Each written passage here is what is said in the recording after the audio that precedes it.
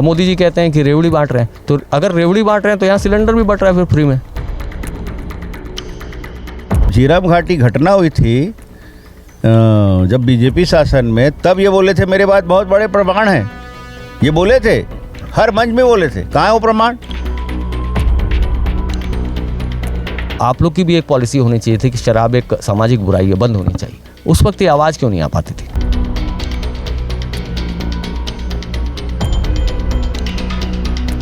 बोल सकता हूँ के लिए मैं वो बोलूँगा उसको कि सभी नेता पंगु हो गए हैं कांग्रेस के उसके सामने। भले सिलेंडर मुफ्त में मिल रहा है, लेकिन सिलेंडर भरवाने के लोगों के पास पैसे नहीं है। जो पेट्रोल डीजल है इतना दाम बढ़ा है। और ये जो मुफ्तखोरी का जो वो राज चला रहे हैं ना अरविंद केजरीवाल जी, वो आने वाले समय के लिए हिंदुस्तान के लिए कैंसर साबित होगा।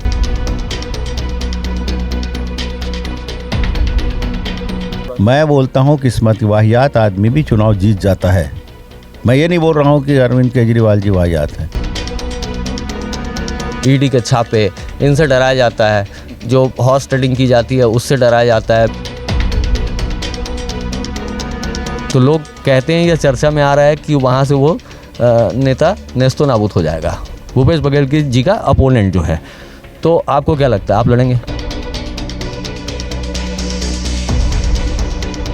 कर्म के साथ साथ किस्मत जब तक नहीं बढ़ेगा नहीं बन सकता, और कुकर्मी के साथ भी अगर किस्मत जुड़ गया तो बनेगा, उसको वो मंजिल मिलेगी, पद मिलेगा। और पुलिस वालों को भी मैं चमकाया था कि तुमन आके कर दलाली मत करो।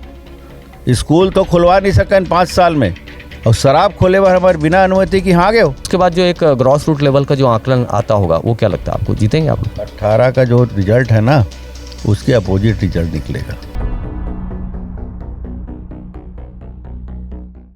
देखिए, राजनीति को हम समय समय पर लगातार परिभाषित करते आ रहे हैं। राजनीति कभी सुर्ख धूप होती है, तपस्या की धूप होती है, और राजनीति कहीं ना कहीं एक शीतल छांव की तरह भी होती है।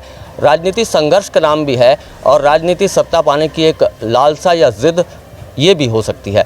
इन सारे विषयों पे लगातार हम बात करते आ रहे हैं, और आज द स्टोरी इनसाइड में मेरे साथ में दुर्ग लोकसभा से जो सांसद हैं विजय बघेल साहब, वो मेरे साथ मौजूद हैं। उनकी इनसाइड स्टोरी आपको आज पहली बार देखने को मिलेगी। काफ़ी कुछ बातें, नई बातें आपको सुनने को मिलेंगी, और उनसे कई तरह के सवाल सत्ता के भी जुड़े हुए रहेंगे, जनता के भी रहेंगे, विपक्ष के बारे में बात करें। विजय बघेल जी, सबसे पहले जो लोग आपको जान रहे हैं उनको तो पता है, लेकिन जो नहीं जान रहे हैं उनको थोड़ा सा अपना परिचय दे दिए। मैं विजय बघेल अभी वर्तमान में दुर्ग लोकसभा का सांसद हूँ। मेरा निवास भिलाई सेक्टर 5 में है, और मेरा मूल गांव है उरला चरौदा के पास। पहले मैं 2008 से 13 विधायक था, संसदीय सचिव था सरकार में, और उससे पहले मैं 2000 से 2005 तक नगर पालिका का अध्यक्ष रहा।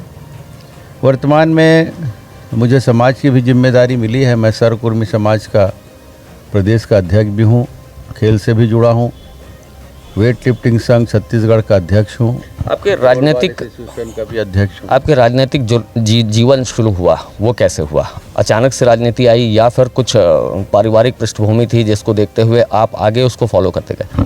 नहीं, मेरे पिताजी तो जनसंघ में थे शुरू से, लेकिन उनकी भी कोई राजनीतिक पद की आकांक्षा नहीं रही। पिताजी एक किसान थे, समाज सेवा उनका ध्येय था, रचनात्मक कार्यों में उनकी रुचि थी, और मेरे में वही संस्कार आया। क्योंकि बचपन से पिताजी का प्यार स्नेह मिला, और उनके ही मार्गदर्शन में मैं चलते रहा। और मेरा और रुचि था खेल, तो खेल से मैं जुड़ा रहा। कबड्डी मेरा प्री खेल, और कबड्डी में मैं नेशनल भी किया 3 बार मध्य प्रदेश की टीम से। फिर कॉलेज पहुंचा तो रविशंकर विश्वविद्यालय से 3 बार मुझे राष्ट्रीय टूर्नामेंट में भाग लेने का अवसर भी मिला। अच्छा, आपके गुरु कौन रहे हैं जो आपको समय समय पे, जिनको देखकर एक एनर्जी से महसूस होती थी, एक आत्मबल मिलता था, जिसको देखते हुए आपका मन कहता था कि काश मेरा भी जो चाल चरित्र चेहरा है वो इनकी तरह बना पाऊँ? मैं पहले ही कहा, राजनीति में मेरी कोई रुचि नहीं थी। मैं तो जन सेवा और समाज सेवा में ही पिताजी के साथ। हर किसी के गुरु होते हैं। राजनीतिक गुरु भी होते हैं? मेरे गुरु तो मेरे पिताजी हैं। उनके मार्गदर्शन में मैं अपना जीवन शुरू किया। और जैसे पहले बताया कि जनसंघ में पिताजी थे, लेकिन एक वाक़या ऐसा हुआ कि हम लोग खेल का आयोजन करते थे गांव में, और कबड्डी खेल का आयोजन, अन्य प्रकार के खेल का। तो वहाँ पे पुरस्कार वितरण उद्घाटन में जो बड़े ओहदे में हुआ करते थे, विधायक, उस समय साडा हुआ करता, साडा अध्यक्ष, तो उनको हम पुरस्कार वितरण के लिए मुख्य अतिथि रखते थे। 1987-88 की बात है कि माननीय अनंत राम वर्मा जी हमारे पाटन के विधायक थे, और पुरस्कार वितरण के बाद वो घर में बैठे और वो एकाएक मेरे पिताजी से निवेदन किए कि भैया आप तो हमारे विरोधी हैं, आप जनसंघ में हैं, और मेरे को भी एक आध बेटा दे दीजिए, मैं मेरे साथी के रूप में करके। तो अचानक मैं चाय लेके आया और पिताजी के मुंह से निकल गया, विजय अब तुम अनंत राम वर्मा जी का रहना, साथ रहना। तो ये है कि पिताजी के जो दिए हुए आदेश का पालन मैंने किया, और 15 दिन बीता होगा, मुश्किल से 10-15 दिन, और मेरे को नियुक्ति पत्र आ गई। सिरसा कला ब्लॉक युवक कांग्रेस अध्यक्ष थी। चूँकि मैं राजनीति में अनभिज्ञ था, इसलिए मैं अपने सीनियर लोग से कांग्रेस के मिला, वो परिचय कराए थे वर्मा जी, उन्होंने फिर मार्गदर्शन दिया, फिर बॉडी बनाया। और ये जो अभी भूपेश बघेल अभी मुख्यमंत्री हैं, वो मेरे आता हूँ इस लाइन पे। मैं दर्शकों को ये बताना चाहूँगा कि जो छत्तीसगढ़ के मुख्यमंत्री हैं भूपेश बघेल जी, चाचा और भतीजा हैं, ये आप भतीजा लगते हैं, वो चाचा हैं। तो चाचा और भतीजा अलग राजनीतिक दलों में हैं, वो कांग्रेस से आज मुख्यमंत्री हैं, ये भाजपा से सांसद हैं, लेकिन चाचा भतीजा की लड़ाइयाँ भी होती हैं, राजनीतिक लड़ाई भी और मौखिक लड़ाई भी, द्वंद्व होता है लगातार। राजनीतिक लड़ाई में पाटन विधानसभा क्षेत्र से एक बार आपने परास्त किया, एक बार भूपेश जी ने आपको परास्त किया। तो ये जो राजनीतिक लड़ाई है आमने सामने की चाचा भतीजे की हुई, ये जो लड़ाई चल रही है, जो राजनीतिक भी है और बोली की भी लड़ाई है, एक प्रकार के जो पटाक्षेप हैं, एक आरोप प्रत्यारोप के जो तीखापन है वो भी है, तो ये जो कैसे, इसकी शुरुआत कैसे हुई थी? मैं पहले जब मेरे को ब्लॉक युवक कांग्रेस सिरसा कला के अध्यक्ष बनाया, तो मैंने बॉडी बनाया, और उस बॉडी में मैं भूपेश बघेल को भी महामंत्री के रूप में रखा, और पूरी बॉडी हमारी बनी, और हम लोग राजनीतिक फिर कार्यक्रम शुरू किए, और कांग्रेस को कैसे अच्छा बना सके। देखिए, एक तरफ पिताजी जनसंघी, मैं कांग्रेसी बन गया, उनकी आदेशों का पालन करते हुए। फिर उसमें भूपेश बघेल भी मेरे एक महामंत्री थे, और वैसे मेरे रिश्ते में चाचा हैं, लेकिन उम्र में छोटे हैं मेरे से। अच्छा। 1 साल 5 महीना वो छोटे हैं मेरे से, लेकिन जो पारिवारिक पृष्ठभूमि है वो उनके जो दादा और मेरे परदादा, सगे भाई, सबसे बड़े मेरे परदादा और सबसे छोटे उनके दादा, इसलिए एक पीढ़ी का अंतर हो गया। लड़ाई कहाँ से शुरू हुई थी, ये जानना चाह रहा हूँ मैं, कि मतलब जनता भी यही सोचती है, जनता भी यही समझना चाहती है कि जब एक ही परिवार के लोग होते हैं, जनरली वो लड़ते नहीं हैं आपस में, मतलब उनके जो विरोधी थोड़े बहुत तो हो सकती है, हर किसी की अलग अलग विचारधारा, लेकिन जो एक लड़ाई और एक आर पार की लड़ाई, एक द्वंद्व होता है, जो उस तरह से आप लोगों के बीच में जो मौखिक बयानबाजियाँ होती हैं उस तरह से देखी जाती हैं। मैं क्या है कि देखिए, मैं सिद्धांतों पर चलने वाला, जहाँ तक बन पड़े, और स्वाभिमान से जीने वाला हूँ। ये मैं अपने ओर से बोल रहा हूँ, ऐसा नहीं है, मेरे आदत स्वभाव से सब वाकिफ़ है, आप भी वाकिफ़ हैं, और पद की भी लालसा कभी रही नहीं। मैं हमेशा अच्छा कार्य कर सकूँ, लोगों के हित का काम कर सकूँ, लोगों के साथ जुड़ा रहूँ, प्रेम का रिश्ता रहे, राजनीतिक रिश्ता ना बने, एक प्रेम का रिश्ता बने जो जीवन भर का रहता है। तो क्या भूपेश बघेल जी ने प्रेम नहीं दिया आपको कभी, ऐसा बोल रहे हैं? मैं आ रहा हूँ, उसमें आ रहा हूँ। उनको 93 में टिकट मिली, वो भी फॉर्म चेंज करके टिकट मिल गई उनको। हम लोग पूरी तरह तन्मयता से उनको जिताने में लग गए, पूरी टीम हमारी, और वो चुनाव जीते। प्रथम चुनाव 93 में जीते, 1993 में। फिर 98 का चुनाव हुआ, तो थोड़ा सा उनके मन में कुछ ऐसा अहंकार भरा, घमंड भरा विचार आ गया था। फिर हम अलग हो गए, और हम भी टिकट मांगने लगे। और माननीय, अहंकार किस बात का? अहंकार, पद का अहंकार। अब इतने कम समय में इतना सब कुछ मिलना तो सबके बस की बात नहीं रहती, पचा पाना। तो जनाधार भी तो रहता है कुछ, अगर मिला तो ऐसे तो नहीं मिला होगा। तो लोगों का है, जनाधार लोगों का है। मैंने पहले ही कहा ना, बी फार्म में चेंज करके अनंत राम वर्मा जी को टिकट मिली दिल्ली से, और यहाँ माननीय वासुदेव चंद्राकर जी ने बी फार्म में उसका नाम चेंज कर दिया। पहले होता था कि बी फार्म कोरा मिलता था जिला अध्यक्ष को, और वो जो लिस्ट आती थी दिल्ली से उसको भर के फिर बी फार्म को कलेक्टर को जमा करना होता था। आइए बैठ के बात करते हैं थोड़ा सा जी। उस समय एक वाकया आप सबको भी मालूम है, पूरा प्रेस में बहुत आया था, पूरा मीडिया में आया था, और मध्य प्रदेश का हेडलाइन बना था वो 3 टिकट वो चेंज किए। यहाँ भिलाई में जहाँ पर बैठे हम भिलाई नगर में, वहाँ बदरुद्दीन कुरैशी जी के नाम से फॉर्म भर दिए वो, कि रवि आर्या जी को मिला था। फिर एक बेमेतरा में गुस्सा आपको भी है अंदर से कहीं ना कहीं। देखिए उनके अगर अंदर भाव आया इस तरह का, आप भी तो गुस्सा हुए, आप भी तो कई बार एकदम तीखी टिप्पणी करते हैं। करता हूँ, उसके आचरण स्वभाव करता हूँ, और कभी मैं गलत हूँ तो बता दे कोई। अगर मैं गलत उनके ऊपर आक्षेप लगा के कुछ बात बोल रहा हूँ तो बताए मेरे को, वो खुद ही आके सामने बताए। अच्छा, वो जीते हैं पाटन से, और ये मान के चलिए कांग्रेस में भी सरकार उनकी सत्ता है, और क्या ये लगता है कि जनता का जनाधार नहीं मिला, ये सारी जगह पे साजिश हुई, ऐसा कहना आपका? सारी चीज़ों में साजिश नहीं होती, किस्मत भी होती है। अच्छा कर्म करने वाला भी किस्मत का मारा होता है। आप भी कभी न कभी ये बात बोले होंगे मेरी किस्मत खराब थी, मैं ऐसा करना चाह रहा था, ऐसा हो गया। ये जीवन का सर्वथा सत्य है, मैं बता रहा हूँ। कर्म के साथ साथ किस्मत जब तक नहीं बढ़ेगा नहीं बन सकता, और कुकर्मी के साथ भी अगर किस्मत जुड़ गया तो बनेगा, उसको वो मंजिल मिलेगी, पद मिलेगा। आज बहुत सारे लोग हैं जिनको हम गाली देते हैं, यार कितना बेवकूफ़ है, कितना ये इसका चरित्रहीन है, कितना ये गंदा आदमी है, फिर भी वहाँ बैठा है, ये दुर्भाग्य है। ये बात बोलते हैं अपनी ज़ुबान से, और ये मैं खुल के बोलता हूँ। तो क्या ये कहना है आपका इनडायरेक्ट कि जनता का भी दुर्भाग्य है जो कांग्रेस का राज चल रहा है उसमें? दुर्भाग्य है, हम तो पहले ही बोल रहे हैं। किस तरह से, क्यों ऐसा लगता है? छत्तीसगढ़ डूब रहा है। छत्तीसगढ़ में जो स्थिति बनी हुई है, छत्तीसगढ़ में भ्रष्टाचार, चोरी चमारी, हत्याएं, लूटपाट, क्या है ये? लेकिन पैरेलल में जब कांग्रेस के नेताओं से बात होती है, जस्ट अपोजिट बात होती है कि भ्रष्टाचार, लूट, ईडी के छापे, इनसे डराया जाता है, जो हॉर्स ट्रेडिंग की जाती है उससे डराया जाता है। बीजेपी का जो एक मेन लीडरशिप है, जो केंद्रीय कमान है, वो डरा कर विधायकों की खरीद फरोख्त करता है। महाराष्ट्र में सरकार गिराने की कोशिश, यहाँ पर दबाव बनाने की कोशिश, ईडी के छापे लगातार पड़ रहे हैं। तो वो सिर्फ उनका ये कहना है कि सिर्फ कांग्रेस के ऊपर ही क्यों? सवाल ये कांग्रेस के ऊपर ही है। मेरा भी यही सवाल है कि सिर्फ बीजेपी के किसी भी व्यक्ति के पास में पैसे नहीं है, बीजेपी के किसी भी व्यक्ति ने भ्रष्टाचार नहीं किया? किए हैं, क्यों नहीं किए हैं? और वो लोग पकड़ाए भी है, पहले हुआ है, कैसे नहीं हुआ है, अभी भी हो रहे हैं। और शशि जी, ये बात वो लोग राजनीतिक द्वेषवश बोलते हैं, और प्रामाणिकता से बोले ना, अगर किसी के यहाँ ईडी का छापा पड़ रहा है तो उसको क्या डर पड़ी है? उसके पास कुछ पैसा नहीं है, कोई संपत्ति नहीं है, ऐसी मतलब गैर संपत्ति नहीं है, गैर कानूनी, तो क्यों डर है? स्वेच्छा से आप ईडी का जांच कराओ ना। कांग्रेस का ये कहना है, ऐसे लोग हैं जो ईडी का छापे में कुछ नहीं मिला है, उनके पास कुछ शिकायत आती है, उनके पास कुछ जो प्रमाण मिलते हैं उसके आधार पे आते हैं। शिकायत आती है, लेकिन उनका ये कहना है कि सेलेक्टिव ही होता है, जो हो रहा है वो सेलेक्टिव हो रहा है। मतलब अगर शिकायत आ रही है तो अन्य राज्यों में भी अन्य अधिकारी हैं, बहुत से अधिकारी हैं जो भ्रष्टाचार में लिप्त रहते हैं। आप भी जानते हैं, मैं भी जानता हूँ, पूरी दुनिया को पता है।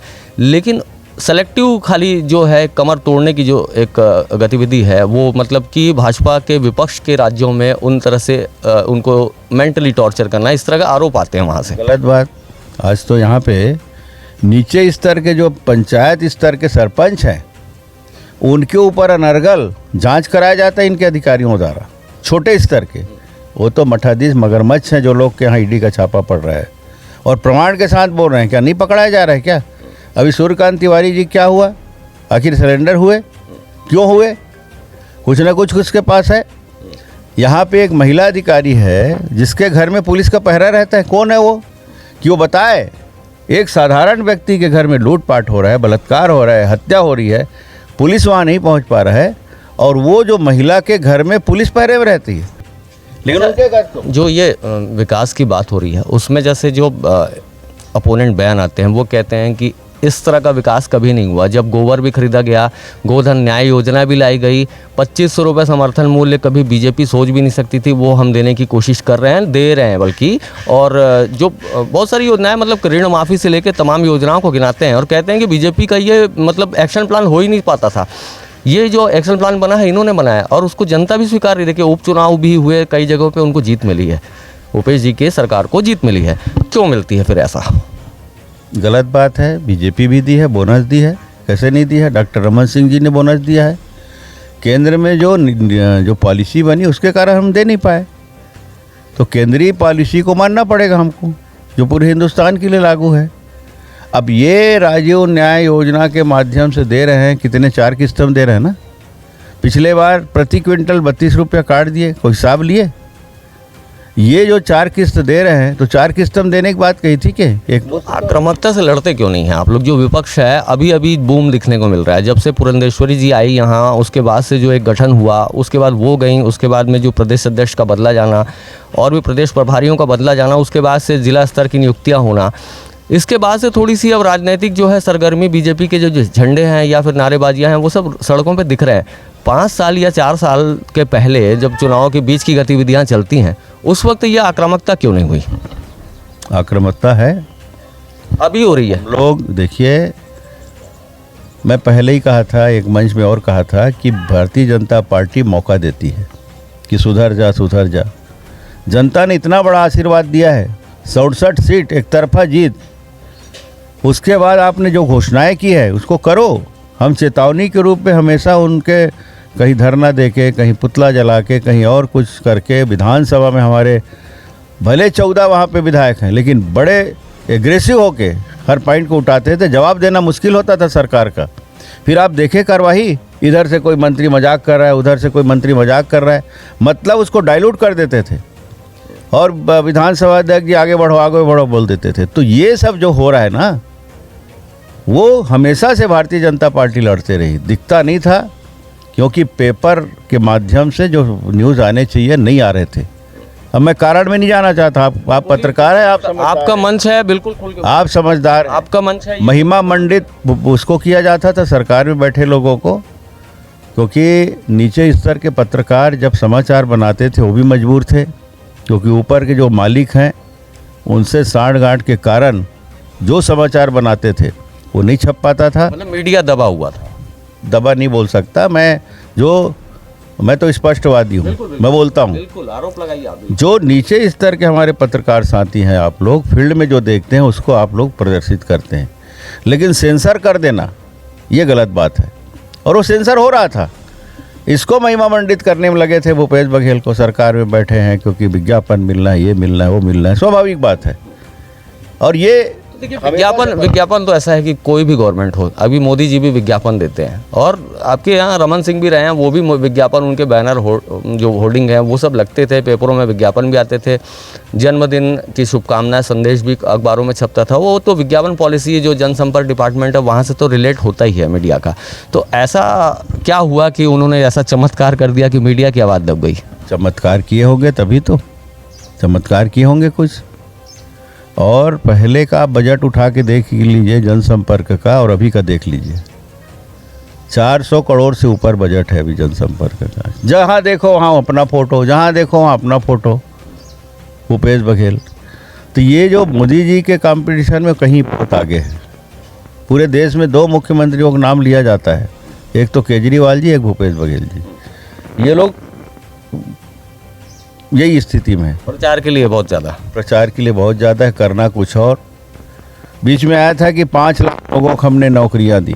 जब विधानसभा में माननीय धर्म कौशिक जी प्रश्न पूछे तो ये बताते हैं 5% हमारे यहाँ छत्तीसगढ़ में बेरोजगारी है। अभी चपरासी का पोस्ट निकला 5 सबका कुछ का, 2 लाख से ऊपर लोग वहाँ पे आवेदन किए हैं, बीई और रोजगार। जो बातें आती हैं, फॉल्स न्यूज़ को बढ़ा चढ़ा के बताना, यही तो गड़बड़ी है ना, लोगों को दिग्भ्रमित करना।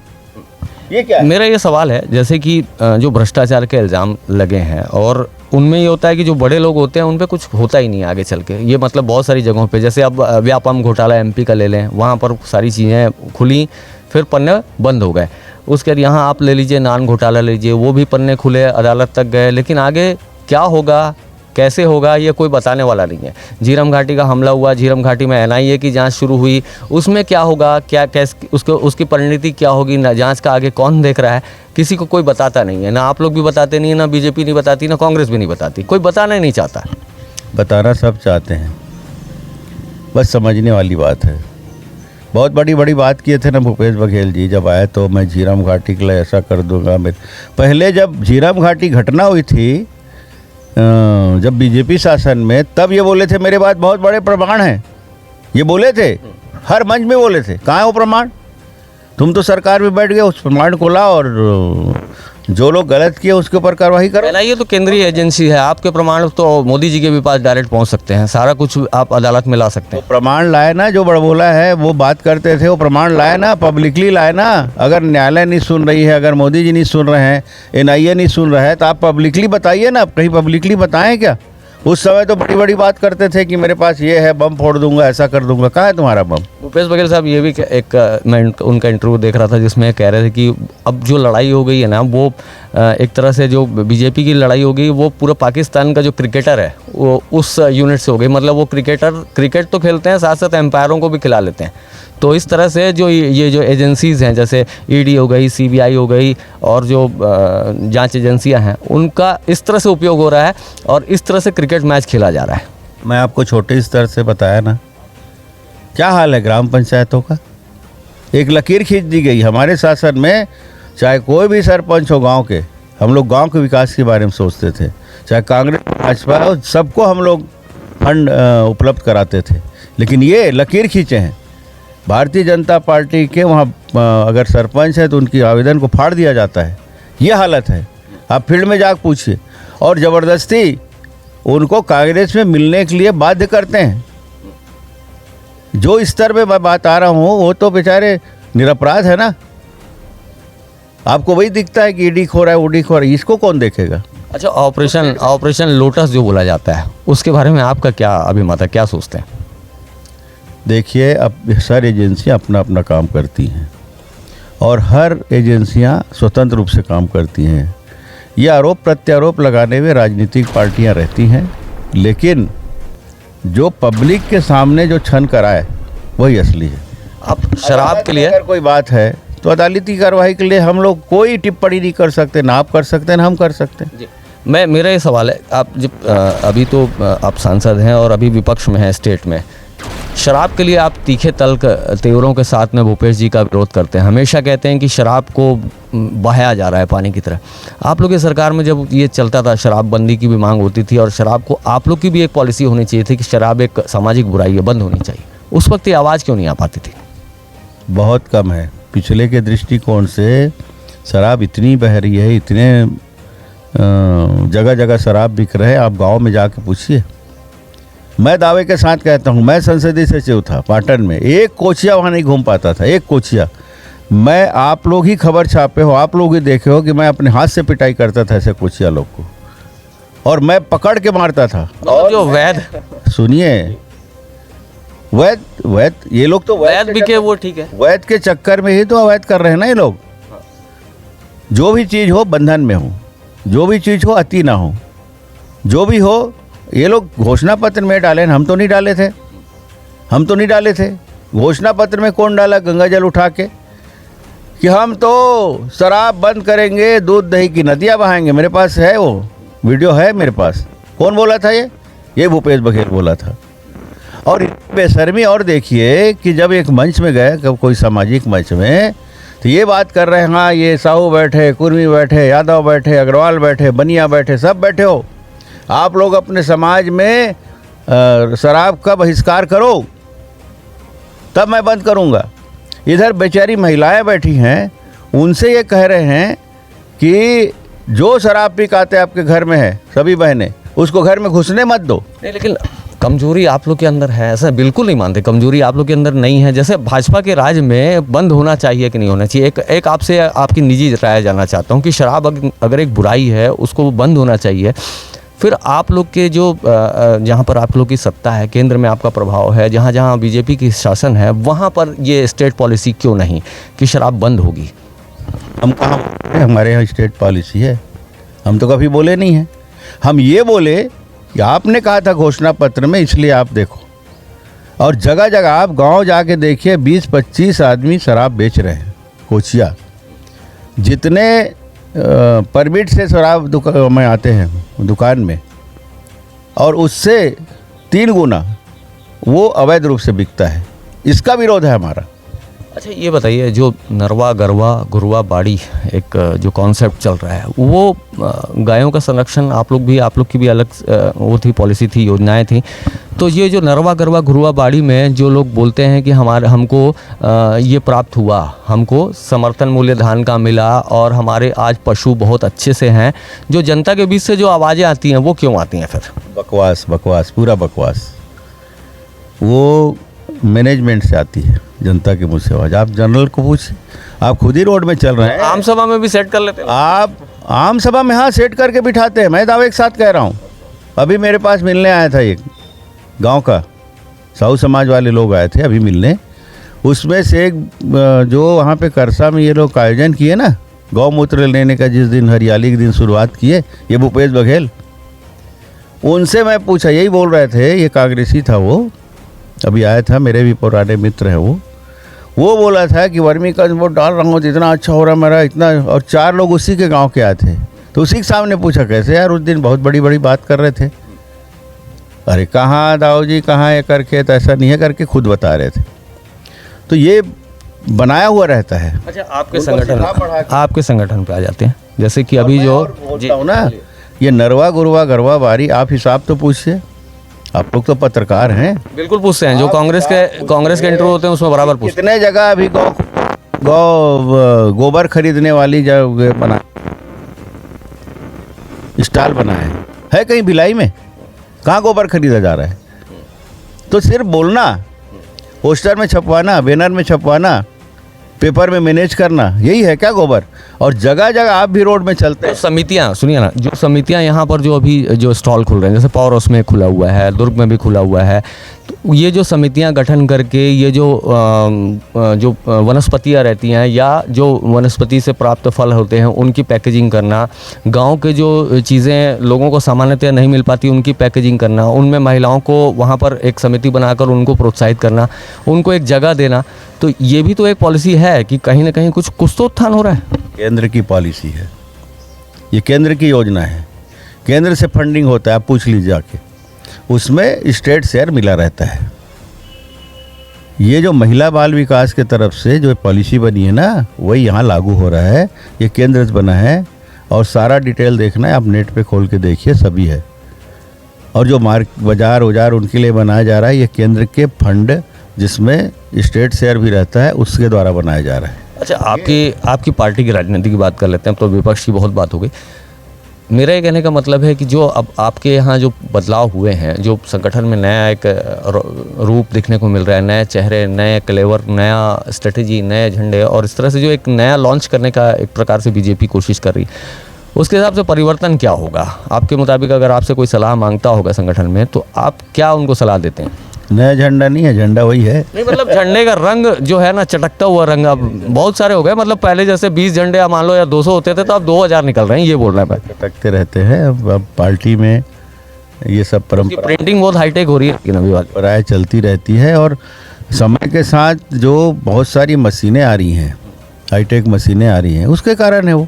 नहीं, संगठन की बात कर रहा हूँ मैं। मेन मुद्दा यह है कि संगठन का जो नया जो चेहरा है, कपड़ा पहनते थे वो अभी पहनते हो, बहुत अंतर है इसमें। शशि जी देखिए कि संगठन में परिवर्तन होता है, और ये तो एक चलने वाली प्रक्रिया है, सतत चलने वाली प्रक्रिया है।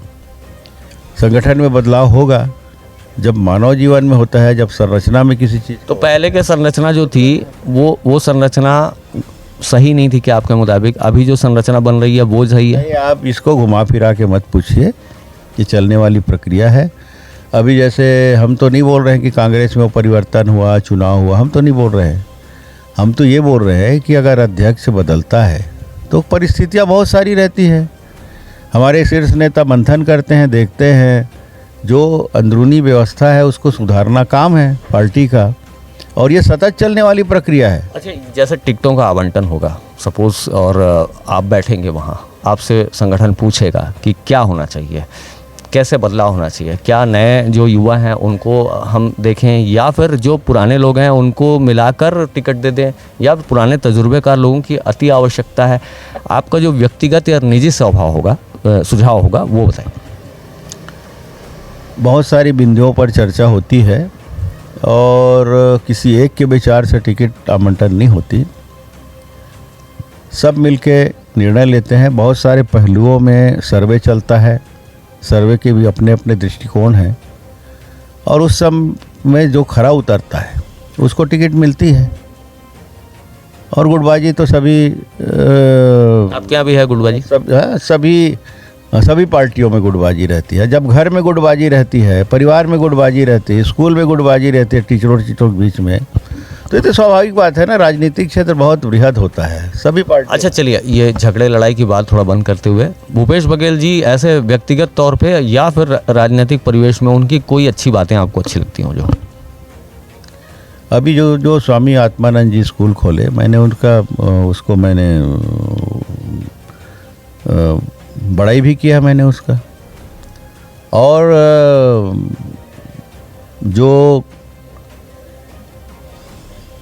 और तो मेरे कुछ दिक्कत। पांडे जी तो ये किया है, जो प्रेम प्रकाश पांडे जी का इंटरव्यू था उसमें ये कह रहे थे कि जो आत्मानंद स्कूल है वो भी कॉन्सेप्ट बीजेपी का रहा है, उन्होंने बस नाम परिवर्तित किया है कांग्रेस और का भी रहा हो, लेकिन चालू तो किए ना, किसी का रहा हो। ये तो सौभाग्य हुआ ना, ये अच्छी बात हुई ना कि किसी को शिक्षा मिले, किसी को अच्छा पढ़ाई लिखाई मिले, सस्ते में मिले, तो कोई बात नहीं। उसके अलावा तो मेरे कुछ दिखता नहीं उसका। अच्छा, आपकी जैसे सीट की बात आती है, जो राजनीतिक द्वंद्व होगा आगे चल के और कांग्रेस वर्सेस बीजेपी होगा और आप भी मैदान में उतरेंगे, या ये तो मैं बोल सकता हूँ ना, कंफर्म बोल सकता हूँ? बात के लिए मैं वो बोलूँगा उसको कि सभी नेता पंगु हो गए हैं कांग्रेस के, उसके सामने सभी पंगु हो गए हैं। किसी मंत्री की कोई मतलब वो नहीं है कि कुछ कर ले उसके अलावा, और सब हथियार डाल के बैठे हैं। ये भी एक उसका मैं मतलब कहूँगा, हाँ बहुत ताकतवर बन गया है। अब कैसे बन ऐसा वो लोग आपके लिए भी कहते हैं, आपकी पार्टी के लिए है कि मोदी जी का दबाव इतना है कि बाकी लोग सब पंगु हो गए हैं? नहीं, हमारे यहाँ सब स्वतंत्र रूप से काम करते हैं, और मोदी जी तो सिर्फ देश के लिए सोचते हैं, देश हित में बात करते हैं, लोगों का जीवन स्तर कैसा उठे उसके लिए बात करते हैं, और कभी उनके मन में पद की लालसा कभी रही नहीं।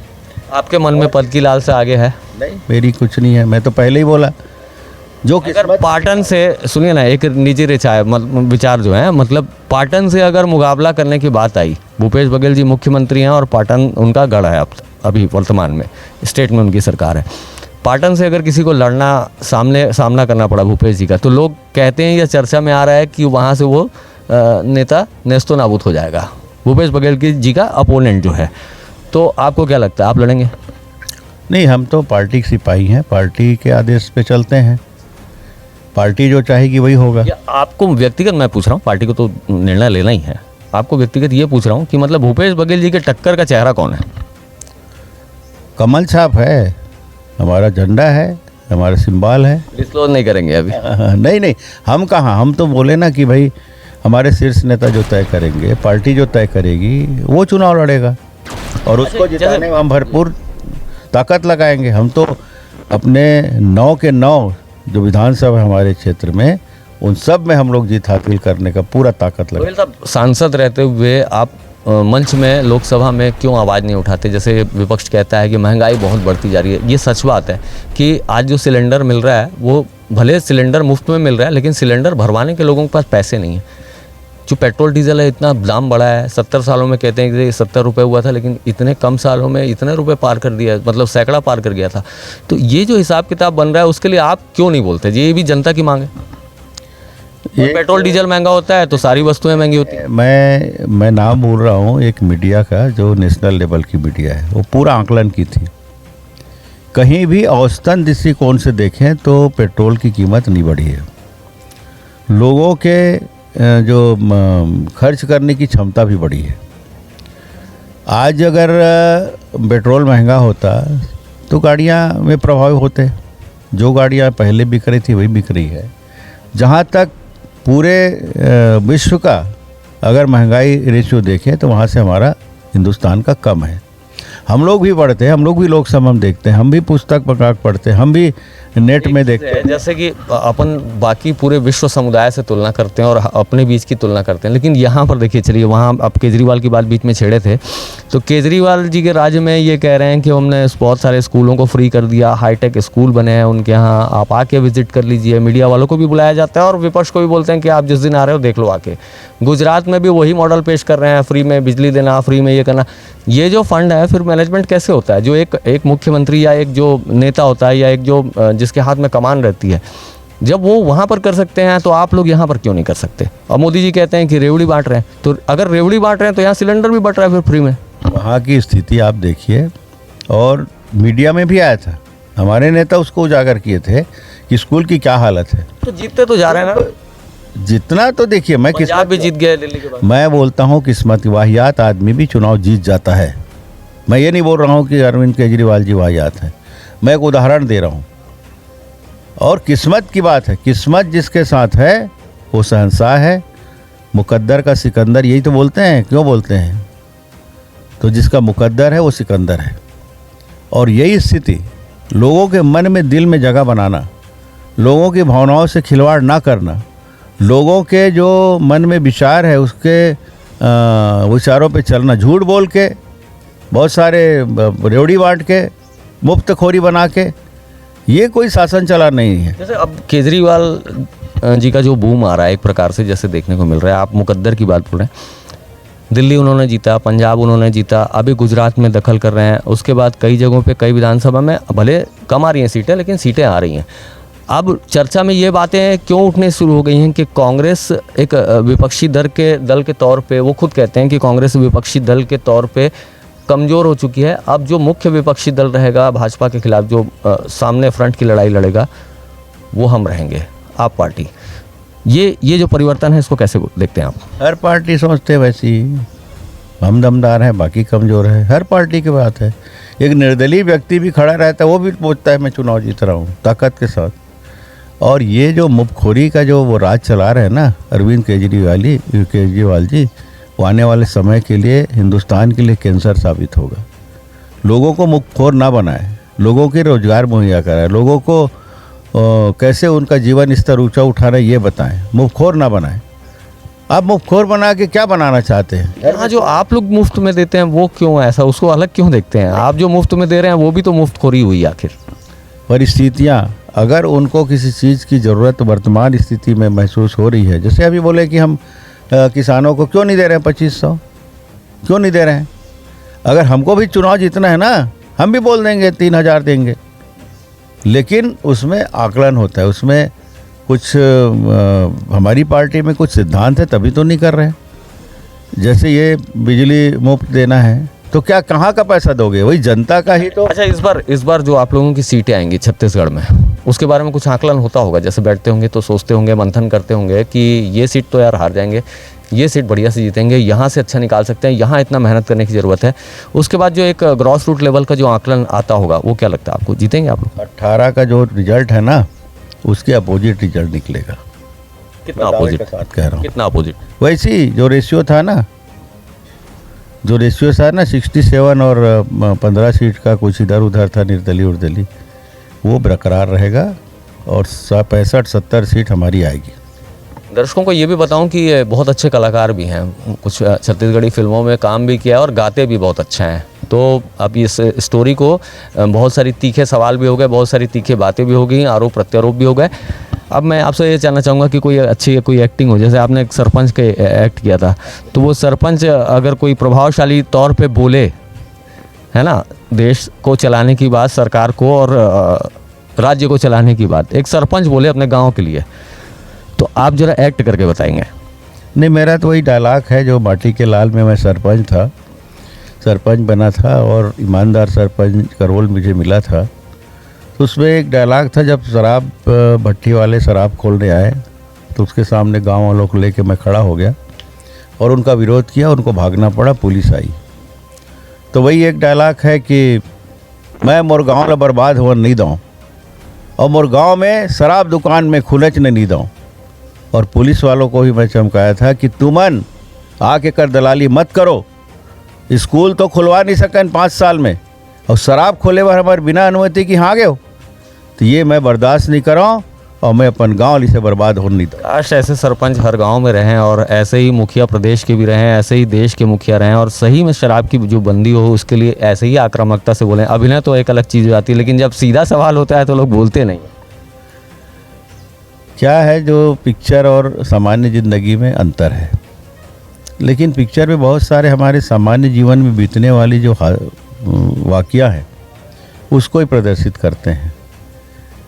हम चाहते हैं लेकिन कई परिस्थितियाँ ऐसी आती है कि चाह के भी नहीं कर सकते। उसमें अड़चनें बहुत आती है, निर्णय लेना अलग, बोलना अलग। लेकिन मैं जहाँ तक बन पड़ता है मेरे से, मेरा जितना कार्य क्षेत्र है, मेरा जितना अधिकार क्षेत्र है, वहाँ साफ सुथरा रहे, अच्छा रहे, ये मैं प्रयास करता हूँ। आपके मन से या दिल से, आपके सुरों को भी सुना है लोगों ने, तो आपके मन से या दिल से कोई ऐसा गाना रिलेट करते हुए गा भी दीजिए और बता दीजिए कि जैसे सरकार को कैसे चलना चाहिए, जनता की भलाई किस में होनी चाहिए। कोई एक गाना नया पुराना जो भी आपका मन करे। मैं तो वही छत्तीसगढ़ी गाना है, एक आह्वान गीत है, लक्ष्मण मस्तूरिया जी ने उन्होंने लिखा, गाया भी, और वो आह्वान गीत है, उसी के अनुरूप हम अपने जीवन को ढालें। मोर संग चलो रे, मोर संग चलो ना, मोर संग चलोगा, मोर संग चलो ना, होगी रे परे अपटे मन, औ परे डरे मन खे मन, मोर संग चलो जी, मोर संग चलो ना। अमरैया कस जोड़ छाओ माँ, मोर संग बैठ जुड़ा लो, अमरैया कस जोड़ छाओ माँ, मोर संग बैठ जुड़ा लो, पानी पी लो मैं सागर आओ, दुख पीरा बिसरा लो, नवा जोत यौ नवा गाँव बर, नवा जोत यौ नवा गाँव बर, रास्ता नवा गढ़ो रे, मोर संग चलो ना। नवा जोत और नवा गांव पर, मतलब एक नई जोत और नए गांव के विकास का एक जो सपना है, ये इन गानों में, इस तरह की जो छत्तीसगढ़ की सभ्यता संस्कृति, उन गानों में मिठास देखने को मिलती है। साफ तौर पर विजय बघेल साहब से तमाम मसलों पे बात की गई, सत्ता पक्ष के संबंध में भी बात की गई, विपक्ष के संबंध में बात की गई। हमने ईडी से भी जुड़े हुए सवाल उठाए, जो लोग आजकल पूछने में, मीडिया कर्मी कुछ लोग डर जाते हैं, ऐसे कह रहे हैं, डर जाते हैं बात करने में, ये बघेल साहब का कहना है। हमने उन विषयों पे भी बात करी, साफ तौर पर जो शराबबंदी है उस विषय पे भी बात करी, इनकी भी जो पॉलिसीज़ है उन पे भी बात करी। तो तमाम सवालों के जवाब इन्होंने बहुत अच्छे से दिए हैं। आगे आपको इनके जवाब कैसे लगे, मेरे सवाल कैसे लगे, ये वीडियो के नीचे एक कमेंट बॉक्स है, उसमें ज़रूर बताइएगा। मुझसे कुछ सवाल अगर छूट जाते होंगे, लंबा हो जाता है इंटरव्यू, मेरे भी मन मस्तिष्क में जितना कुछ रहता है पूछ पाता हूँ। अगर कुछ सवाल अगर आपको चाहिए कि आगे के इंटरव्यूज़ में मैं उन सवालों को रखूं, तो उन सवालों को भी लिखिएगा। इस वीडियो को आगे बढ़ाइएगा, चैनल को ज़रूर सब्सक्राइब करिएगा और हमारे साथ हमेशा ऐसे ही जुड़े रहिएगा। नेशन फर्स्ट ABK न्यूज़ के लिए छत्तीसगढ़ के भिलाई से मैं शशिकांत तिवारी।